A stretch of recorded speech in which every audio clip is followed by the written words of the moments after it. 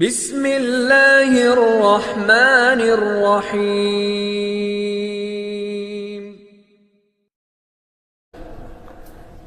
کہ ہر کام کی ایک ترتیب دی ہے، چاہے وہ ضرورت کا کام ہو، چاہے وہ اطاعت اور عبادت کا کام ہو، اس کی ترتیب دی گئی ہے۔ جب وہ ترتیب کے خلاف ہوگا تو مشکل ہو، چاہے ضرورت کی الٹا جوتا پہنا ہے تو کیسے چلے گا؟ اس لیے کہتے ہیں اللہ تعالیٰ نبیوں کے ذمے 3 چیزیں بتاتے ہیں۔ ایک عمل بتاتے ہیں، عمل کی نیت بتاتے ہیں، اور عمل کی ترتیب بتاتے ہیں۔ یہ چیزیں نبیوں کے ذریعے سے آتی ہے، اس کو علم کہتے ہیں کہ نبیوں سے علم لو۔ نبی کوئی مادی چیز، کوئی مالی چیز لے کر نہیں آتا کہ دنیا میں اس کو تقسیم کرے، جیسے کہ نہیں، نبی کو اللہ تعالیٰ حکموں کا علم دیتے ہیں، طریقوں کا علم دیتے ہیں، نیتوں کا علم دیتے ہیں۔ اس لیے اپنی نیتوں کو، اپنے عملوں کو، اپنے طریقوں کو نبی سے لینا چاہیے۔ اس لیے دین سیکھنا فرض ہے، دین سیکھنا فرض ہے۔ یہ کتنا فرض ہے کہ جتنے حقوق ہیں واجب وہ ادا ہو جائیں، اتنا دین سیکھنا فرض ہے، چاہے وہ حقوق اللہ کے ہوں یا وہ حقوق بندوں کے ہوں۔ ہاں، حقوق اللہ کے ہوں یا بندوں کے ہوں، اس کا علم ہونا ضروری ہے۔ اگر علم نہیں ہوگا تو گڑبڑ کرے گا، ہاں، کہ حق ادا نہیں ہوگا، ظلم ہوگا۔ ہاں، وہ ظلم اللہ کو پسند نہیں ہے، ظلم اللہ کو پسند نہیں ہے۔ اللہ نے ظلم اپنی ذات پر بھی حرام کیا ہے کہ میں ظلم نہیں کرتا، وما انا بظلام للعبید، میں بندوں کے لیے ظلمگار نہیں ہوں۔ میں بندوں کے لیے ظلمگار نہیں ہوں، میں بندوں کے لیے مہربان ہوں، واللہ رؤوف بالعباد، یہ بتایا۔ لیکن تو ظلم سے بچنے کے لیے، حقوق ادا کرنے کے لیے اللہ تعالیٰ نے دین اور دین کا علم اتارا، اس سے حقوق ادا ہو جائیں گے۔ کیا ادا ہو جائیں گے؟ حقوق ادا ہوں گے۔ اس لیے حضور صلی اللہ علیہ وسلم نے فرمایا کہ علم دین کا حاصل کرنا ہر مسلمان مرد اور ہر مسلمان عورت پر فرض ہے۔ تو کتنا علم حاصل کرے؟ ہمارے حضرت جی فرماتے تھے کہ اگر ایک آدمی کے 6 بیٹے ہیں، برکت دی ہے اللہ نے اولاد، 6 بیٹے، تو ہر بیٹا عالم بنے، مفتی بنے، قاری بنے، یہ مشکل ہے۔ کیوں؟ طبیعتیں مختلف ہیں، طبیعتیں مختلف ہیں۔ 5 انگلیاں اللہ نے ایک سی نہیں بنائی ہے کہ 5 بیٹے، 6 بیٹے ایک ہی مزاج کے ہوں، ایسا ہوتا نہیں ہے۔ ہوتا ہے؟ نہیں ہوتا۔ تو پھر کیا ہونا چاہیے؟ تو فرمایا کہ ان کو بنیادی طور پر اتنی تعلیم دو کہ وہ اپنے آپ کو دیندار بنا کر زندگی گزارے۔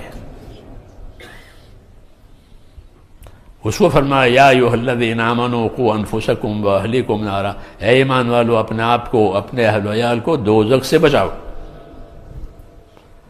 تو دوزخ سے کیسے بچائیں گے؟ دوزخ کو دیکھا تو ہے نہیں، کوئی چیز دیکھے، سانپ دیکھے تو سانپ سے بچے، دیکھا نہیں تو کیسے بچیں گے؟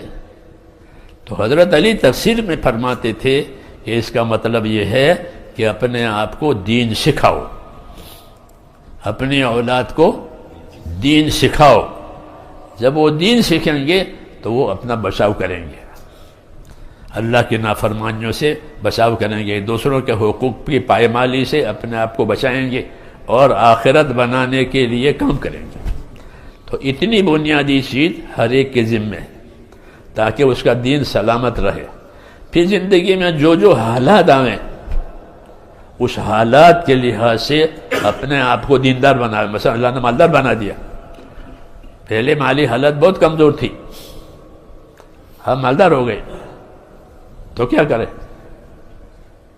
عیش کریں، عیش کریں، کھائے پیے کہ نہیں؟ اب یہ کریں کہ مالداری میں مالداری کا دین حاصل کریں، مالداری میں مالداری کا دین حاصل کریں۔ اور غریب بنایا ہے تو بھیک مانگے، لوٹ پھاٹ کرے کہ نہیں؟ غریب بنایا ہے تو غریبی کا دین حاصل کرے۔ رسول صلی اللہ علیہ وسلم غریبوں کے بھی نبی ہیں، مالداروں کے نبی ہیں، بادشاہوں کے بھی نبی ہیں، وزیروں کے بھی نبی ہیں، مسافروں کے بھی نبی ہیں، مقیموں کے بھی نبی ہیں۔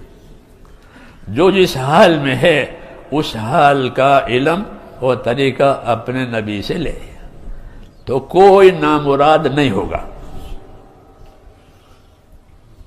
یہ آسان فارمولہ ہے،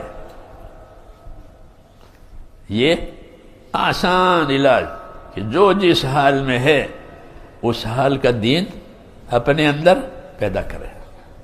ہاں، زندگی تو دین پر لانی ہی لانی ہے، کیونکہ اللہ نے ہم کو پیدا ہی کیا ہے دین پر چلنے کے لیے، نافرمانی کرنے کے لیے وجود نہیں دیا گیا ہے۔ اور نافرمانی کی کوئی جگہ روئے زمین پر اللہ نے نہیں بنائی ہے کہ وہاں جا کے نافرمانی کر لو، جیسے وہاں جا کے سگریٹ پی لو پھر۔ ہاں، کیا سگریٹ نہیں پی سکتے؟ پھر سگریٹ پینے ہو تو ادھر چل جاؤ۔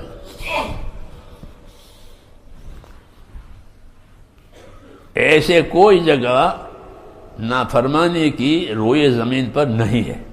لقمان حکیم نے اپنے بیٹے سے یہ کہا تھا، بیٹا اگر نافرمانی کرنی ہے تو روئے زمین پر ایسی جگہ تلاش کرنا جہاں تم کو اللہ نہ دیکھے۔ ظاہر بات ہے کہ ایسی کوئی جگہ ہے نہیں، یعنی ممکن نہیں ہے۔ ہاں، کیوں؟ نافرمانیوں کے لیے دنیا نہیں بنی ہے، زمین نہیں پیدا ہوئی ہے، زندگی نہیں دی گئی، وہ تو تابع داری کے لیے دی ہے۔ اور آسان تابع داری ہے، نافرمانی مشکل ہے۔ آسان کیا ہے؟ تابع داری۔ ہاں، جس حال میں ہے، اس لیے کہا گیا کہ دین سب سے زیادہ آسان ہے۔ مولانا الیاس صاحب فرماتے ہیں دین آسان ہے، لیکن دین آسان اپنی ترتیب سے ہوگا۔ مثال دیتے جیسے بجلی، کتنا آسان ہے، ہوتا بٹن دبایا روشنی ہو گئی، تب بٹن دبایا پنکھا چل پڑا۔ ہاں، لیکن یہ پنکھا جو چل رہا ہے اس کے پیچھے ایک لمبی ترتیب ہے۔ ہاں، روشنی آ رہی ہے، اس کے لمبی ترتیب ہے سینٹر تک۔ یہ پوری ترتیب جب قائم ہوئی تب آسانی ہوئی۔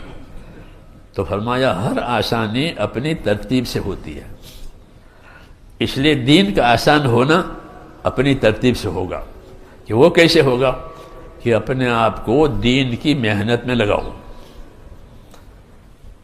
کس میں لگاؤ؟ دین کی محنت سے کیا ہوگا؟ کہ دین کی محنت سے دین کا ماحول بنے گا۔ ہاں، 50-60 سال پہلے ہم لوگ جماعتوں میں پھرتے تھے، کوئی بیٹھتا نہیں تھا، سیڑھیوں کی طرح اڑ جاتے تھے۔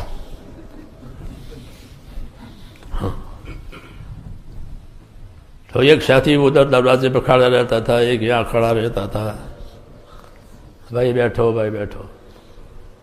ہاں، پھر بھی بھگ جاتے تھے۔ ہاں، پھر جب محنت ہوئی تو لوگوں کی سمجھ، لوگوں کو اللہ نے سمجھ دی ہے، اس امت کو بہت سمجھ ملی ہے۔ نبوت کا کام سنبھالنے والی سمجھ ہی ان کے پاس، خالی کمانے کی سمجھ نہیں ہے کہ کمانے کی، پیسہ کمانے کی نہیں، ان کو نبوت کا کام سنبھالنے کی صلاحیت دی ہے۔